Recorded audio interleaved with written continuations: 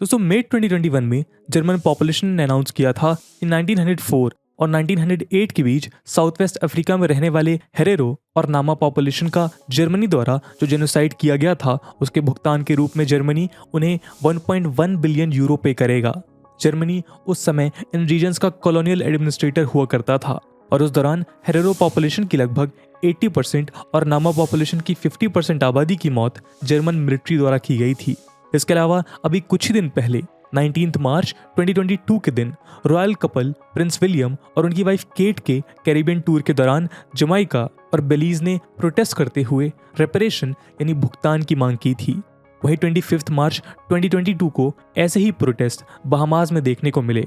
Colonisation के समय में ब्रिटिश कॉलोनीज होने के कारण इन देशों के लोगों को स्लेवरी जैसे टॉर्चर का सामना करना पड़ा था।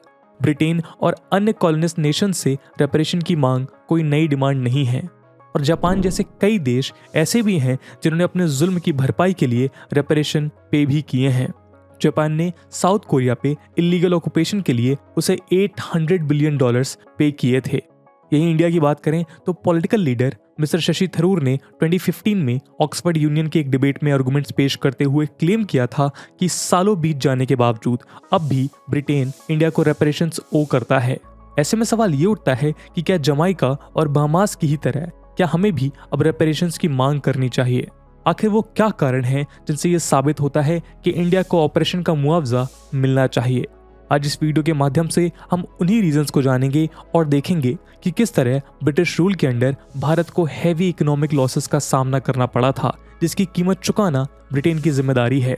चलिए शुरू करते हैं आज का डिस्कशन और सबसे पहले समझते हैं कि रेपरेशन किसे कहते हैं। नमस्कार दोस्तों, मेरा नाम है आदर्श और स्वागत है आपका स्टडी IQ में। आगे बढ़ने से पहले मैं आपको बता दूं कि अब स्टडी IQ के किसी भी शानदार कोर्स को परचेज करने से पहले, चाहे वो UPSC एग्जाम हो, स्टेट PSC हो, जुडिशरी एग्जाम्स हो या फिर हो बैंक PO का एग्जाम, आप यूज कर सकते हैं कूपन कोड आदर्श33, जिससे आपको मिलेगा फ्लैट 33% डिस्काउंट स्टडी IQ के सभी कोर्सेज पे। बाकी के अपडेट्स के लिए आप मुझे मेरे सोशल मीडिया हैंडल्स पे भी फॉलो कर सकते हैं। दोस्तों वैसे तो रेपरेशंस को अक्सर किसी अब्यूज या इंजरी के लिए दिए गए कॉम्पनसेशन या मुआवजे के रूप में समझा जाता है। 1900s की शुरुआत में रेपरेशन वर्ड वॉर डैमेजेस के लिए दिए जाने वाले कॉम्पनसेशन को कहा जाता था, लेकिन आज के दौर में रेपरेशंस को केवल वॉर डैमेज ही नहीं बल्कि एक ऐसी पेमेंट या असिस्टेंस समझा जाता है जो किसी भी ह्यूमन राइट्स वायलेशन के लिए विक्टिम्स को प्रोवाइड की जाती है। रेपरेशंस की जिम्मेदारी उस पार्टी की होती है जिसके द्वारा वो जुल्म किया गया हो। दोस्तों ब्रिटिशर्स द्वारा हम पे 200 साल तक रूल किए जाने के बाद भारत की हालत इतनी खराब थी कि उसे अगर हम ह्यूमन राइट वायलेशंस का नाम दें तो गलत नहीं होगा। आज देश को आज़ाद हुए 75 साल तो हो गए हैं, लेकिन इतनी तरक्की के बावजूद भी गुलामी के वो 200 साल भुलाए नहीं जाते। जानों का नुकसान, मालों का लुट जाना और सालों साल पड़ने वाला अकाल। Grand old man of India दादा भाई नौरोजी ने सबसे पहले ब्रिटेन की पॉलिसीज के कारण भारत को हो रहे इकोनॉमिक लॉस की तरफ सबका ध्यान आकर्षित किया था। अपनी किताब poverty and un British rule in India में उन्होंने ड्रेन ऑफ वेल्थ थ्योरी के माध्यम से देश के सामने ये थ्योरी पेश की थी कि किस तरह ईस्ट इंडिया कंपनी और बाद में ब्रिटिश गवर्नमेंट भारत से सारा वेल्थ ड्रेन कर रही है और रिटर्न में इंडिया को कोई कमर्शियल, इकोनॉमिक और मटेरियल गेन नहीं दिया जा रहा है। दोस्तों गेन्स तब भी नहीं पहुंचे थे और अब भी कोई गेन्स हासिल नहीं हुआ है और इसलिए पिछले कुछ सालों से इस बात की मांग की जा रही है कि ब्रिटेन ब्रिटिश रूल के दौरान भारत को दिए गए नुकसान की भरपाई रेपरेशंस के रूप में करे। लेकिन क्या ब्रिटेन को वाकई रेपरेशंस पे करने चाहिए? आखिर भारत को ब्रिटिश पॉलिसीज द्वारा कितना नुकसान हुआ था? क्या इसका कोई एस्टिमेट है हमारे पास? आइए अपने अगले सेक्शन में हम इन्हीं सवालों पे बात करते हैं और देखते हैं कि रेपरेशंस की मांग जस्टिफाइड है भी या फिर नहीं। दोस्तों रेपरेशंस पे करने का सबसे पहला कारण है आजादी के वक्त इंडियन इकोनॉमी की खराब हालत। आपको जानकर हैरानी होगी कि 18वीं सेंचुरी की शुरुआत में वर्ल्ड इकोनॉमी में इंडिया का शेयर लगभग 23% तक था, जो ऑलमोस्ट पूरे यूरोप के शेयर के बराबर समझा जा सकता है। वहीं जब तक अंग्रेजों ने भारत छोड़ा तब तक हमारी इकोनॉमी का शेयर गिरकर 4% से भी कम हो गया था। वजह सिंपल थी, भारत को ब्रिटेन के लाभ के लिए एक्सप्लॉइट किया जाता रहा। 200 वर्षों तक ब्रिटेन के डेवलपमेंट को भारत के प्लंडर्स द्वारा फाइनेंस किया गया था। 19वीं सदी के अंत तक हाल कुछ ऐसा था कि इंडिया ब्रिटेन का बिगेस्ट कैश काउ बन चुका था। यानी इंडिया ब्रिटिशर्स के लिए सिर्फ एक इन्वेस्टमेंट था जहां से उन्हें स्टेडी इनकम मिलती रहती थी। शायद अगर इस इन्वेस्टमेंट से भारत भी विकास कर रहा होता तो बात कुछ और ही होती, लेकिन रिपोर्ट्स बताते हैं भारत ब्रिटिश एक्सपोर्ट्स का सबसे बड़ा परचेजर था। इनफैक्ट ब्रिटिश सिविल सर्वेंट्स को इनकम भी इंडिया से मिल रहे टैक्सेस और रेवेन्यू द्वारा दी जाती थी।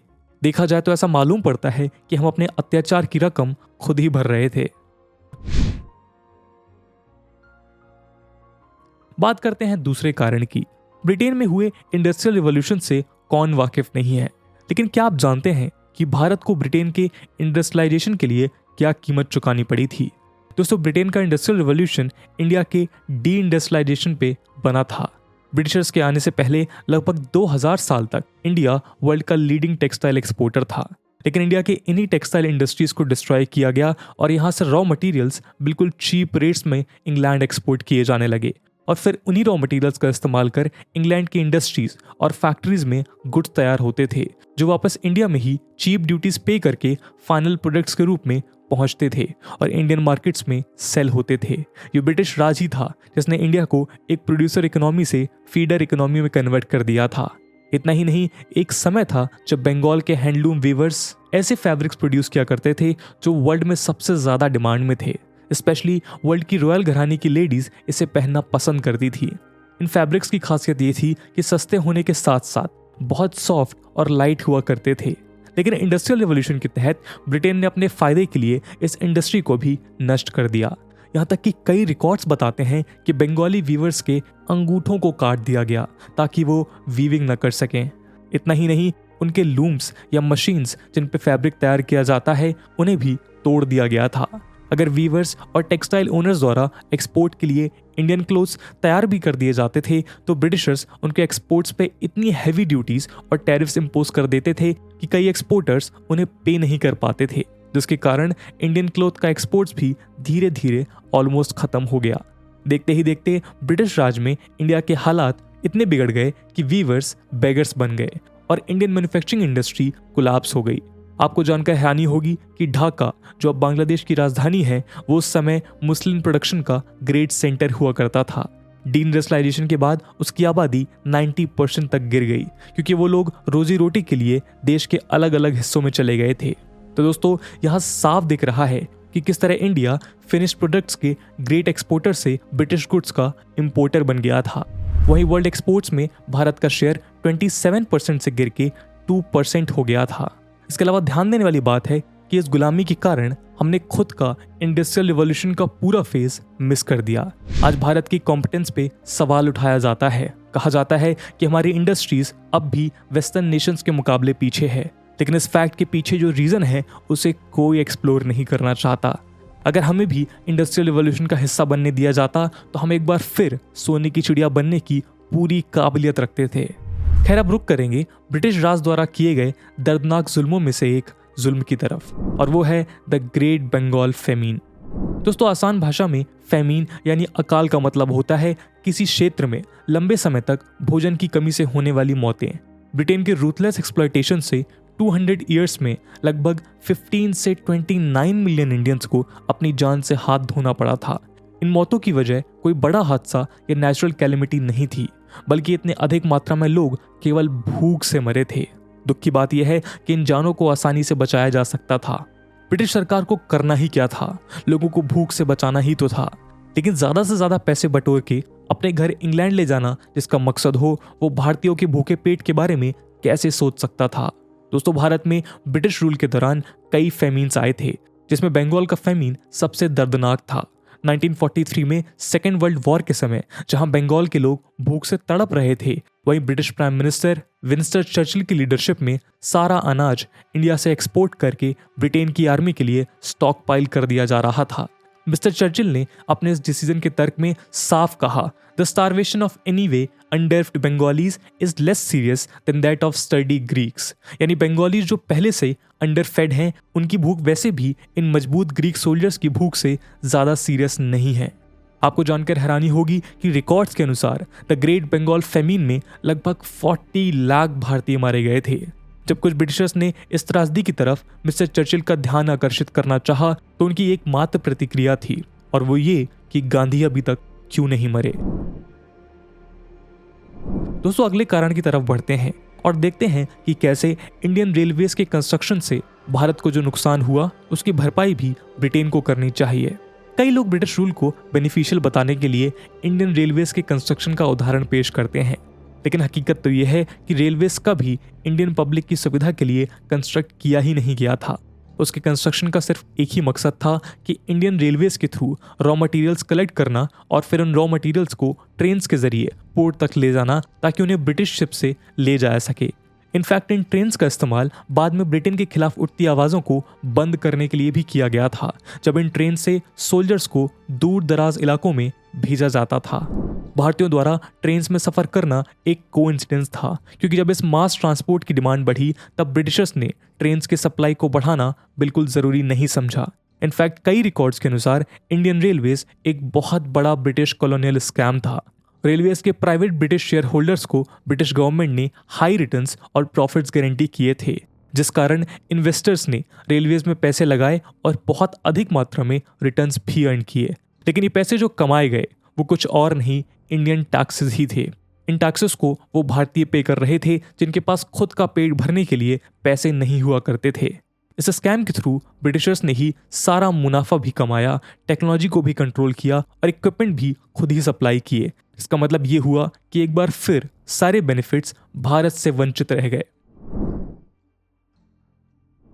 अब बात करते हैं हमारे सैनिकों की, जिन्होंने अपनी जानें ऐसे कॉजेज में गंवाई जिनका उनसे कोई संबंध ही नहीं था, और फिर भी उन्हें या उनकी फैमिली को मुआवजे देने की कोई बात नहीं होती।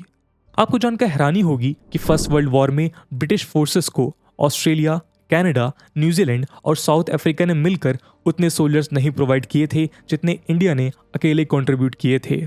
खुद रिसेशन, गरीबी और इन्फ्लुएंजा एपिडेमिक जैसी परेशानियों से गुजरने के बावजूद कैश और मटेरियल में अगर इंडिया के कंट्रीब्यूशंस को आज के पैसे में कैलकुलेट किया जाए तो वो लगभग 8 बिलियन पाउंड्स यानी 12 बिलियन डॉलर्स थे।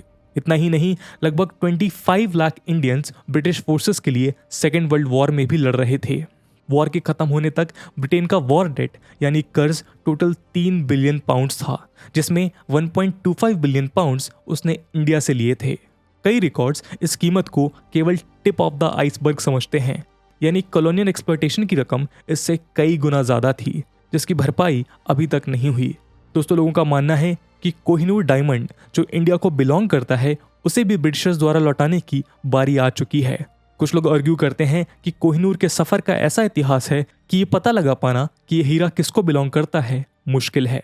12th और 13th सेंचुरी में इसे ककातिया डायनेस्टी द्वारा पाया गया था, जिसके बाद ये खिलजी डायनेस्टी के पास आया और फिर मुगल बादशाह बाबर ने इसे एक्वायर किया, जिसे नादिर शाह ने सीज कर लिया था। 1800s में नादिर शाह के वंशज शाह सूजा को जबरदस्ती कोहिनूर सिख महाराजा रंजीत सिंह को देना पड़ा था और उसके बाद ब्रिटिशर्स इसे अपने साथ लेकर चल दिए थे। दोस्तों आप गौर करें तो आखिरी बार ये डायमंड किसी भारतीय के पास ही था और इसीलिए ये क्लेम करना कि कोहिनूर किसी का था ही नहीं करेक्ट आर्गुमेंट नहीं समझा जाता। साथ ही कुछ एक्सपर्ट्स और ओपिनियंस ये मानते हैं कि ब्रिटेन को रेपरेशंस देने की कोई ज़रूरत नहीं है, क्योंकि उससे पहले भी तो कई शासकों ने भारत पर रूल किया था और अपने एम्पायर को भारत के बाहर भी एक्सपैंड करने की कोशिश की। जैसे मौर्य और मुगल एम्पायर्स अपना एम्पायर सेंट्रल एशिया तक एक्सपैंड करना चाहते थे और वहीं सिख एम्पायर ने लद्दाख के वेस्टर्न तिब्बतन किंगडम को कनकर भी कर लिया था। दूसरी तरफ चोला एम्पायर ने मलय पेनिनसुला को अपने कब्जे में लिया था। लेकिन यहाँ ध्यान देने वाली बात यह है कि इन रूलर्स या एम्पायर्स ने इन रीजन्स को कभी लूटने की नीयत से कब्जा नहीं किया था। रूलर्स द्वारा उन रीजन्स के वेल्थ को पूरा ड्रेन करके कभी इंडिया में नहीं लाया गया था और ना ही वहाँ के लोगों को भूखा मरता हुआ छोड़ दिया गया था। इसके अलावा लोग आर्ग्यू करते हैं कि ब्रिटेन भारत को एड के तौर पे कॉम्पनसेट कर रहा है। तो आपको बता दें कि भारत को ब्रिटेन द्वारा एड के रूप में इंडिया की जीडीपी का केवल 0.4% दिया जाता है। इससे ज़्यादा तो भारत अपने किसानों को फर्टिलाइजर्स की सब्सिडीज प्रोवाइड कराता है। और दोस्तों सच बात तो ये है कि रेपरेशन का मकसद केवल भुगतान के रूप में कोई स्पेसिफिक रकम मांगना नहीं है। ऐसे पैसों का देश क्या करेगा जिसमें कोई प्रायश्चित ही ना हो। 200 साल के अन्याय की भरपाई किसी खास रकम से तो नहीं की जा सकती, बल्कि ब्रिटेन द्वारा अपने अब्यूज़ के लिए एक सिंसियर अपॉलजी और एक ऑनेस्ट एक्सेप्टेंस शायद भारतीयों के घाव को भरने में ज़्यादा काम आए। तो दोस्तों ये थी एक केस स्टडी जहाँ पर हमने डिस्कस किया कि क्या यूके को रेपरेशंस देने चाहिए, भुगतान देने चाहिए या नहीं। इस पूरे मुद्दे को लेकर आपका क्या ओपिनियन है, ये बहुत मैटर करता है, तो कमेंट सेक्शन में आंसर करना मत भूलिएगा। उसके अलावा ये वीडियो यूपीएससी मेंस एग्जामिनेशन के पर्सपेक्टिव से भी रेलेवेंट है और रेपरेशंस रिलेटेड सवाल यूपीएससी GS1 के मॉडर्न हिस्ट्री और GS2 के इंटरनेशनल रिलेशंस में पूछे जा सकते हैं। इसलिए इस टॉपिक से रिलेटेड एक सवाल हम आपके लिए छोड़ कर जाएंगे, जिसे आप कमेंट सेक्शन में आंसर कर सकते हैं। और आपका सवाल यह है that in what way did British rule systematically destroy Indian textile and weaving industries, explain with examples. And with the question that's it for the video my friends. I hope आपको video पसंद आई होगी, और अगर पसंद आई है तो अपने दोस्तों के साथ शेयर करना मत भूलिएगा। हम मिलते हैं अगले वीडियो में, तब तक के लिए जय हिंद, जय भारत।